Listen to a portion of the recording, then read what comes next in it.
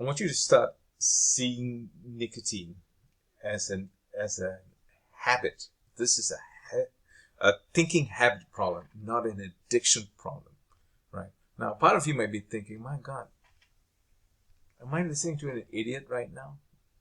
You might be, but I assure you, you're not. Okay, this is hypnosis has helped so many people, right? So let me just jump right into this. Okay, right. Nicotine in itself is a drug, and then we know that nicotine is a drug by itself. Okay, but it's one of the weakest drugs out there. Do you know within 2 hours, guys, within 2 hours from your last cigarette, your last vape, your last chew, 50% of the nicotine is out of your body, is metabolized and out of your body. 50%. In 3 days, 100% of the nicotine is out of your body. So where is this craving thing coming from? Is it coming really? Right? It's here. It's up here. Do you understand? Right? The problem with nicotine replacement therapy, let me back it off. Nicotine replacement therapy, the patches, the gums, and the pills and all, do they work? Yes, they do work. But nothing in life works 100%. But its success rate is so low. And the side effects are crazy. I wish it worked better, but it just doesn't. Right? And here's the worst part of it. You get a higher dosage of nicotine using nicotine replacement therapy than you do smoking. You know, with smoking, right? You're holding a cigarette, the average person takes about 10 puffs per cigarette, right? And then it's just blowing and just letting it go. You're not really getting the full amount of nicotine that's packed into it. But in nicotine replacement therapy, you get the full punch. Do you understand? And if it really worked, if it was just an addiction problem, right, then it should have worked 100% using nicotine replacement. It just doesn't. Now, here's another part of it. I want to tell you this is. Oh, by the way, do you know I have a lot of respiratory patients and a number of hypnosis patients that have the patch and still smoke. Double whammy. Double whammy. Okay? So this is how strange this thing is. Okay, but let me just get into the other thing. Secondhand smoke is not addictive. Like, for example, if you were outside and you were smoking and a couple, two people standing a few feet away, inhaled the smoke, they're not going to be addicted. They're offended by it. It's poisonous to their body, but they do not become, ooh, what was that? They don't become high or feel whatever you feel, right? It is a poison.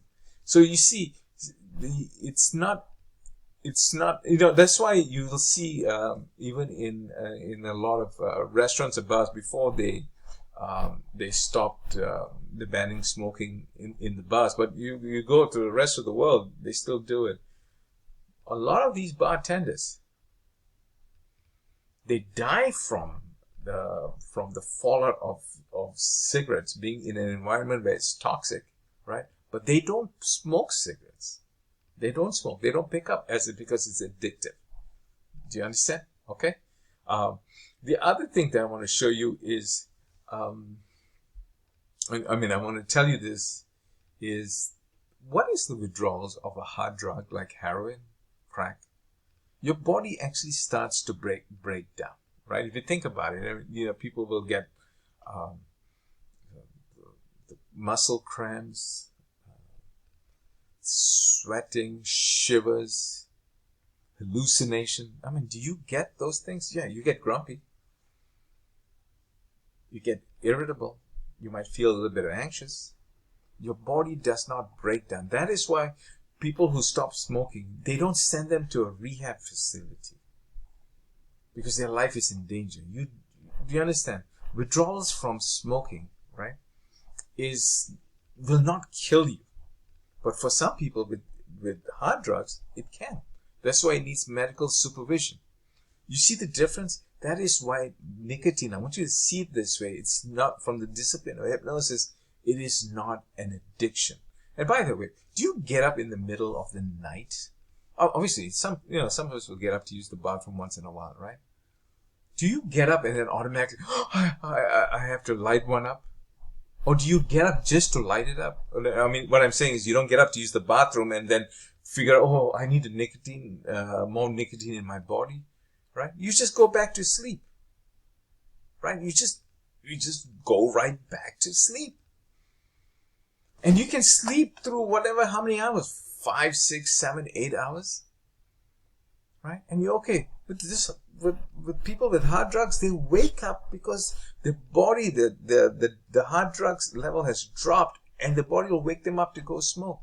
When you're at work, you can go, depending on the project or whatever the work you're doing, you can go pretty long periods of time without the need to smoke. After that, you may. You can be on a flight from Philadelphia to Los Angeles, to California, about 6+ hours, right? You could do it, but take a heroin addict. Very tough for them. Do you understand? It's different. Here's the thing. Do you know that about 72%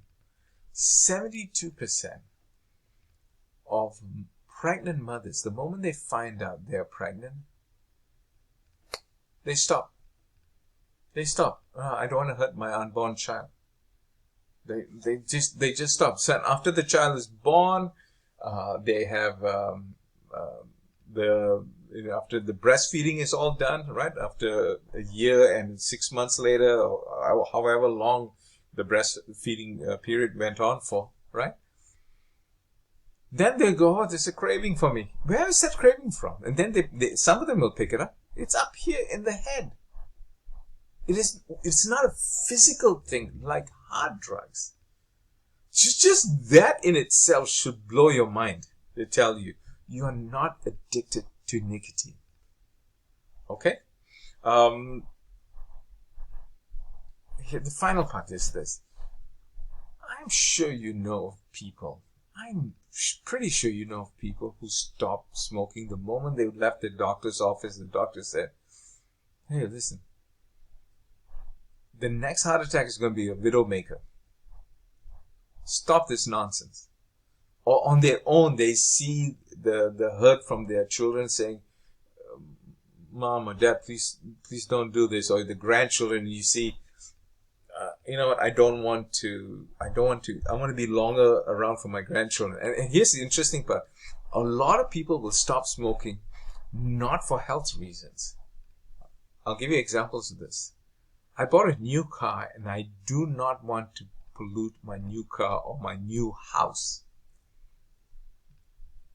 Do you understand? The reasons is very interesting. And just like that, they stop, and many of them have no cravings, nothing. Once they decided, it's like a switch that's flipped.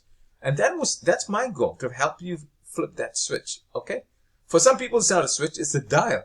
Whichever way it is, we are going to go for it. Do you understand? And they're fine. And they understand that, the smoking was just a phase. And by the way, that's what this smoking and vaping and all these things is supposed to be, a phase for you to outgrow. Just like diapers and car seats, right? You're supposed to outgrow it. If it's just a phase in your life. All right?